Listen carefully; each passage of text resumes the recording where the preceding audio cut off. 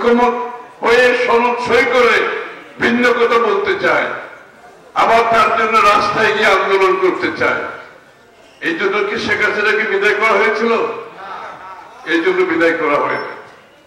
জনগণের, এই দেশের মালিক হচ্ছে জনগণ। আপনার কিছু থাকলে আপনি আগামী নির্বাচনে জনগণের কাছে যান, জনগণের সিদ্ধান্ত নিয়ে সংসদে এসে পাস করেন। আপনি তো জোর করে রাস্তায় নেমে আরেকজনের উপর চাপিয়ে দিতে পারেন না।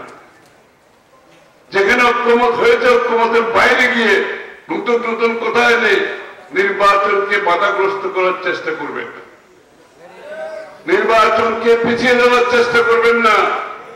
আপনার দাবি যেরকম আছে বাংলাদেশের প্রত্যেকটা রাজনৈতিক দলের দাবি আছে। এটার সুরাহা হচ্ছে একমাত্র আগামী নির্বাচনে প্রত্যেকটি দল তাদের দাবি নিয়ে জনগণের কাছে যাবে। আমরা হচ্ছে এখন চাকরি পাওয়ার জন্য আমরা ইন্টারভিউ দিচ্ছি রাজনীতিবিদরা। হ্যাঁ, আমরা রাজনীতিবিদরা চাকরি পাওয়ার জন্য ইন্টারভিউ দিচ্ছি। চাকরি তো দেবেন আপনারা, জনগণ চাকরি দেবেন, তাই না? এখন আমি যদি জনগণের কথা বলে আজকে এসে আমি জনগণের মালিক হয়ে যাই, যে দেশের মানুষ জনগণ তার মালিকানার কথা বলে 17 বছর বক্তৃতা দিয়েছি, এখন আমি ঢাকাতে নিজে মালিক হয়ে গেছি।